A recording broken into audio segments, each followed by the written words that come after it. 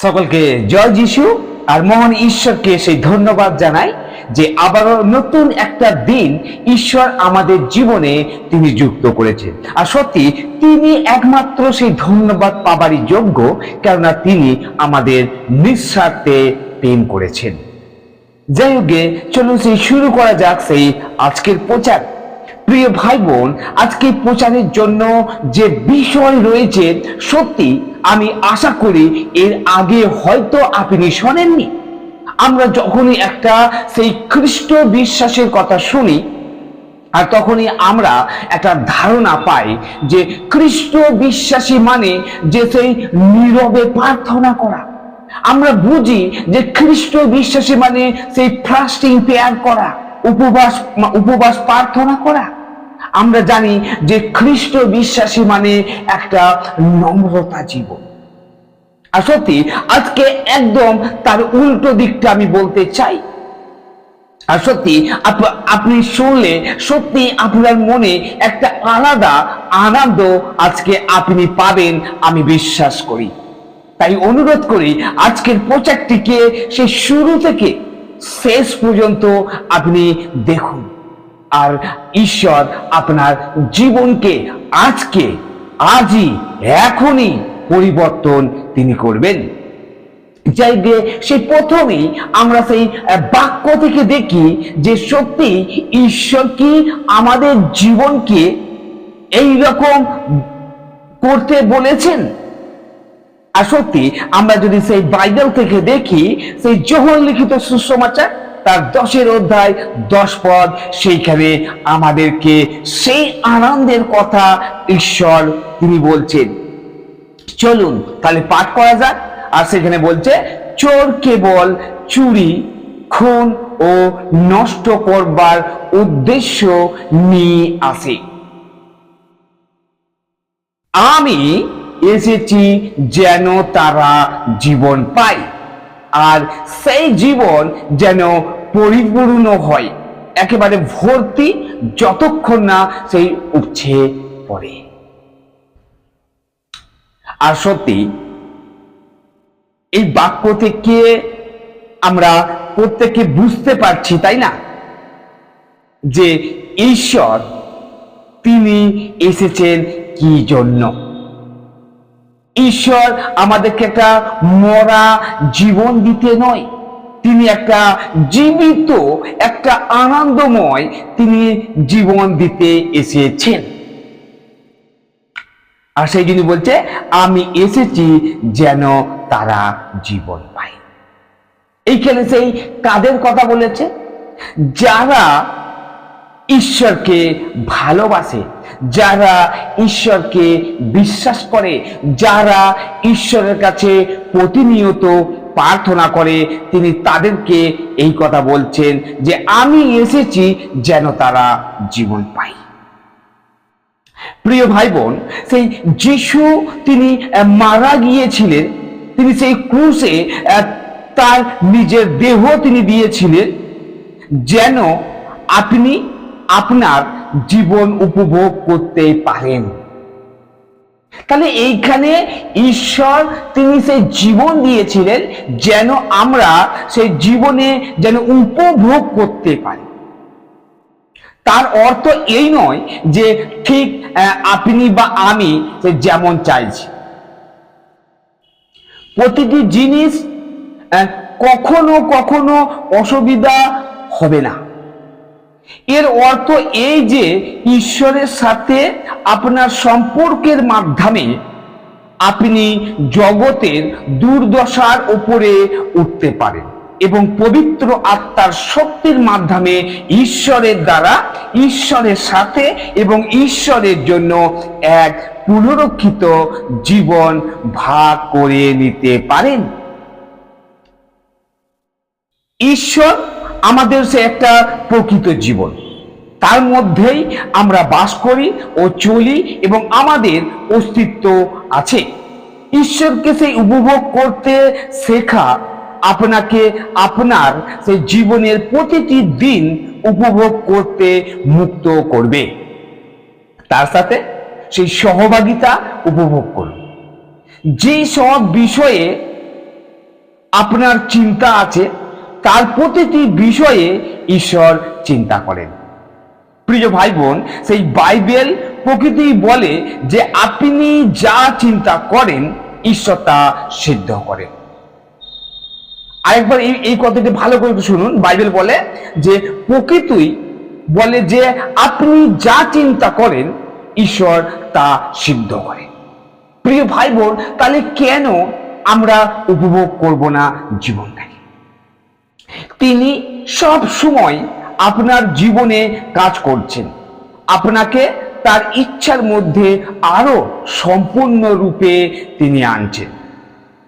ভুল উপায়ে ঈশ্বরকে আপনারা ভয় পাবেন না।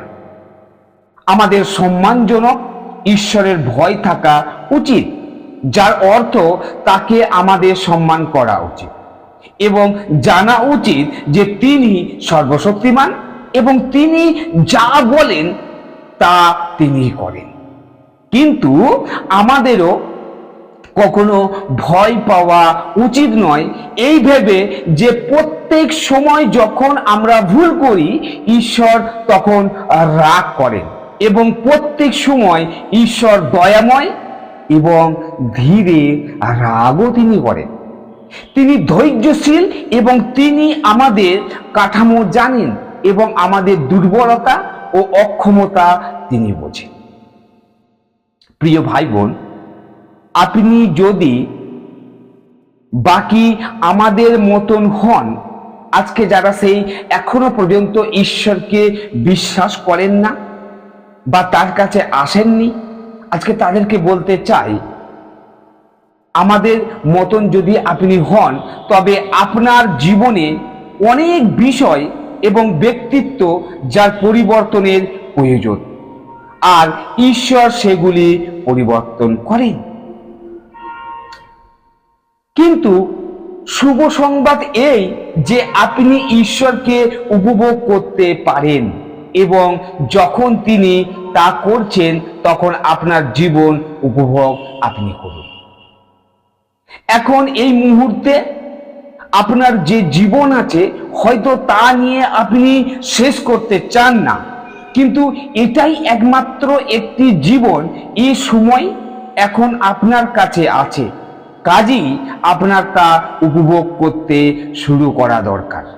এর মধ্যে ভালো জিনিসগুলি খুঁজে বের করুন, হাঁ বাচকটিতে জোর দিন এবং প্রতিটি জিনিসের মধ্যে ভালোটা দেখতে শিখুন।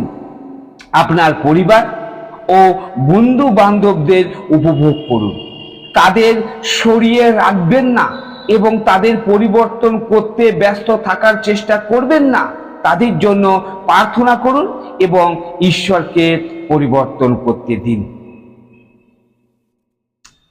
সকলে আমরা বুঝতে পারছি, তাই না? আর যেটা বিশেষ করে বলতে চাই যে আপনার কাজ উপভোগ করুন, আপনার বাড়ি উপভোগ করুন এবং সাধারণ দৈনন্দিন জীবন উপভোগ করুন। এটা সম্ভব যদি আপনি ঈশ্বরে নির্ভর করেন এবং ভালো মনোভাব রাখতে সিদ্ধান্ত নেন। আপনার দৃষ্টি ঈশ্বরের ওপর স্থির রাখুন এবং আপনার সাথে আপনার জীবন, আপনার পরিবার এবং জগতের সাথে যে ভুল আছে তার প্রত্যেকটির ওপরে নয়। আপনার জন্য ঈশ্বরের একটি ভালো পরিকল্পনা আছে এবং এরই মধ্যে তিনি কাজ করতে শুরু করেছেন। আগামী দিনেতে যে ভালো বিষয় আছে তার দিকে তাকিয়ে আপনি সময়ের আগে থেকে আনন্দ আপনি করতে পারেন।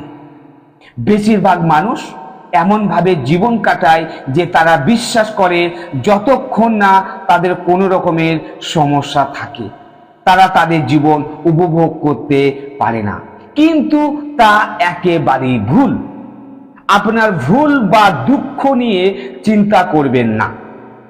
যীশু খ্রিস্টের মাধ্যমে যে দারুণ নতুন ভবিষ্যৎ আছে সেই বিষয়ে চিন্তা করতে থাকুন। আপনি যা কিছু উপভোগ করতে সিদ্ধান্ত নেন তা আপনি উপভোগ করতে পারেন। আপনি যানজটে বসে থেকেও উপভোগ করতে পারেন যদি আপনি তার সিদ্ধান্ত নেন।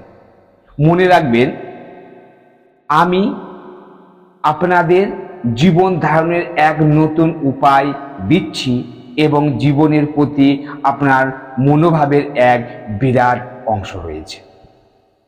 শেষ পর্যন্ত আমি যেখানে থাকি সেখানেই উপভোগ করতে শিখেছি। যখন আমি যেখানে যাচ্ছি সেই পথে থাকি এবং আমি দৃঢ়ভাবে অনুরোধ করছি আপনারাও একই জিনিস করুন। আপনার জীবনে ঈশ্বরের এখনো অনেক কিছু করার আছে এবং যখন তিনি তা করেন তিনি চান না যে আপনি দুঃখিত হন। শিশুদের যেমন প্রাপ্তবয়স্ক হয়ে বৃদ্ধি পাওয়া আবশ্যক, তেমনি খ্রিস্টানদেরও বৃদ্ধি পাওয়া আবশ্যক। এটা একটা পদ্ধতি যা আমরা যা চাই তার চেয়েও প্রায় বেশি সময় নেই, কিন্তু যাত্রাটি উপভোগ না করার কোনো কারণ নেই। প্রিয় ভাই বোন, সেই ঈশ্বর আশা করেন যে আপনি আজই নিখুঁত হন। আসলে তিনি ইতিমধ্যে জানেন যে আপনি যতদিন এখানে পৃথিবীতে থাকবেন ততদিন আপনি সম্পূর্ণরূপে এখনো নিখুঁত হবেন না। যাই হোক, তিনি আশা করেন আমরা প্রত্যেকে যেন এগিয়ে যাই। আমাদের প্রতিদিন উঠে ঈশ্বরের পরিচর্যা করতে যতটা ভালো সম্ভব তা বিশ্বস্ততা সহকারে করতে হবে। আমাদের ব্যর্থতাগুলি আমাদের স্বীকার করা উচিত এবং আমাদের পাপের জন্য ক্ষমা চাওয়া উচিত। তা থেকে ফিরে আসতে ইচ্ছুক হওয়া দরকার। আমরা যদি তা করি, ঈশ্বর বাকিটা তিনি করবেন। তিনি তার পবিত্র আত্মার মাধ্যমে আমাদের সাথে কাজ করতে থাকবেন। তিনি আমাদের শিক্ষা দেবেন, আমাদের পরিবর্তন করবেন এবং আমাদের ব্যবহার করবেন। আপনি এক নতুন উপায়ে জীবন কাটাতে বেরিয়ে এসেছেন এবং আমি বিশ্বাস করি আপনি এখনো দুঃখিত হবেন না। ঈশ্বরকে উপভোগ করুন, নিজেকে উপভোগ করুন এবং আপনাকে যে জীবন দিতে যিশু মরেছিলেন তা উপভোগ করুন। ঈশ্বর তার আপন বাক্যে আমাদের প্রত্যেককে আশীর্বাদ করুন। আমেন। জয় যিশু।